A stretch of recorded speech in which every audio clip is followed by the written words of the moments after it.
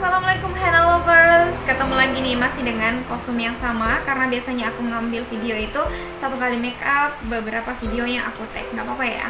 Oke, untuk kali ini aku akan ngasih tahu ke kalian atau nunjukin ke kalian betapa mudahnya memasang soft lens. Yang kalian ketahui, biasanya aku sering di foto-foto itu aku biasanya selalu menggunakan softline, dan kalian itu biasanya nge-komen di Instagram atau nge-DM aku atau di WhatsApp story, biasanya langsung nanyain aku tentang softline-nya, padahal aku nggak pernah ngejelasin soal softline-nya ya, karena aku ngerasa itu nggak terlalu penting. Tapi ternyata menurut pengalaman aku yang aku lihat di wedding, biasanya pemasangan softline itu agak susah gampang. Susah untuk yang pertama kali atau nggak pernah sama sekali memasang softline di mata secara pribadi, atau dipasangkan juga nggak pernah kesentuh softline sama sekali. Jadi itu agak susah buat kalian yang untuk pertama kalinya, tapi mudah untuk kalian yang udah sering kali memakai softline itu. Dan untuk kalian yang merasa sangat susah untuk memasang, kalian berada pada video yang tepat. Aku akan nunjukin ke kalian cara aku memasang softline dan melepas softline itu dengan dua cara. Pertama, dengan menggunakan alat khusus yang biasanya kita beli yang sepaket dengan kotak atau box softline itu. Kemudian yang kedua, kita menggunakan langsung dengan jari tangan yang tentunya pasti harus dibersihkan terlebih dahulu karena harus steril, karena ini kan mata ya. Mata itu sensitif sama debu ataupun kotoran-kotoran lain yang sekecil apapun pun itu, partikelnya pasti akan mengganggu di mata. Karena banyaknya yang aku temui orang yang atau pengantin-pengantin yang merasa susah banget, atau sebelum wedding biasanya mereka harus belajar dulu, atau kalian yang masih baru atau mau belajar sendiri di rumah cara pasang softline itu seperti apa. Yuk kita simak video berikut.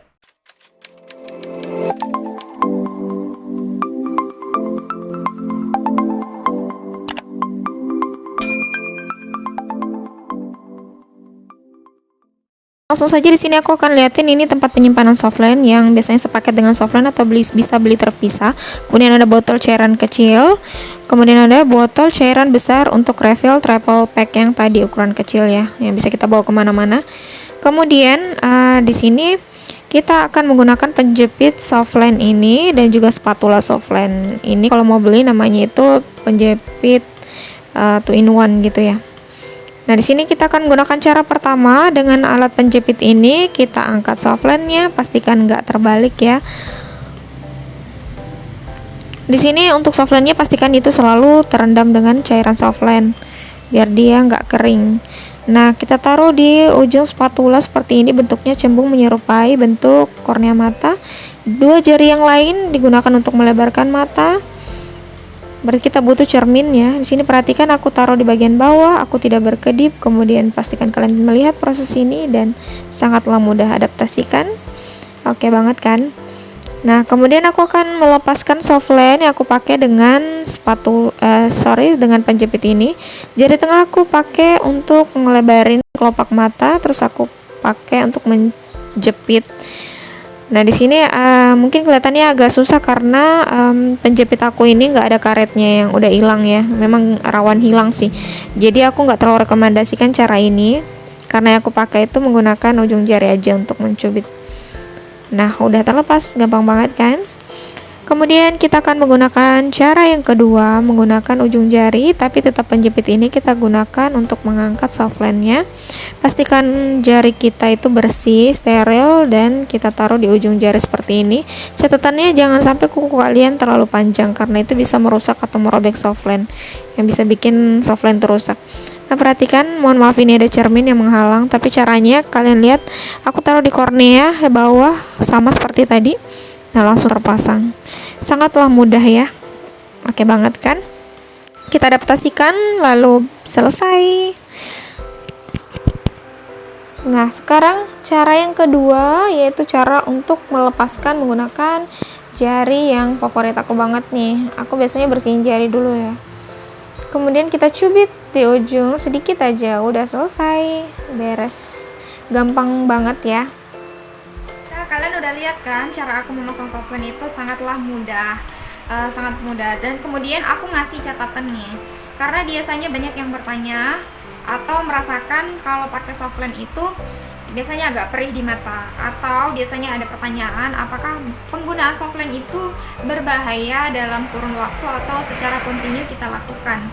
Aku ngasih tahu sesuai berdasarkan pengalaman aku, karena aku adalah pengguna softline yang cukup lumayan lama dan aku gunakan biasanya di waktu-waktu tertentu, tapi untuk intens penggunaan mungkin aku bisa katakan aku sering make.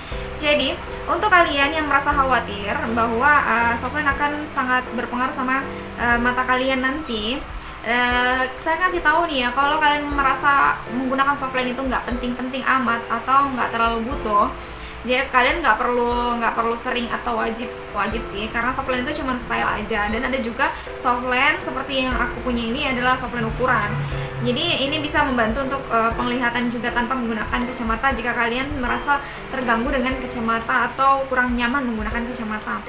Aku saranin untuk penggunaan softline itu kalian harus benar-benar melakukan perawatan yang steril atau benar-benar merawat softline kalian. Jika di dalam catatan softline itu biasanya ada penggunaan terbaik itu biasanya 6 bulan, ada yang 1 tahun atau bahkan lebih. Kalian harus ikutin itu. Kalau kalian udah buka covernya, kemudian kalian taruh di tempat softline yang kalian beli atau yang disediakan biasa dari penjualnya, kalian bisa melihat pertama kalian membuka itu penggunaannya 6 bulan. Jadi setelah 6 bulan softline-nya harus dibuang atau nggak usah dipakai. Atau kalau memang penggunaannya setahun, ya kalian buang setelah setahun, jangan dipakai lagi karena nanti kualitasnya akan menurun, kemudian bisa merusak mata.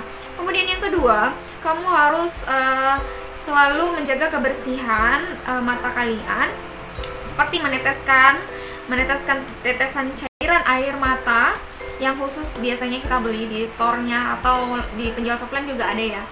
Kemudian untuk perawatannya sendiri biasanya softline itu harus selalu punya cairan atau dia tergenang dengan cairan softline.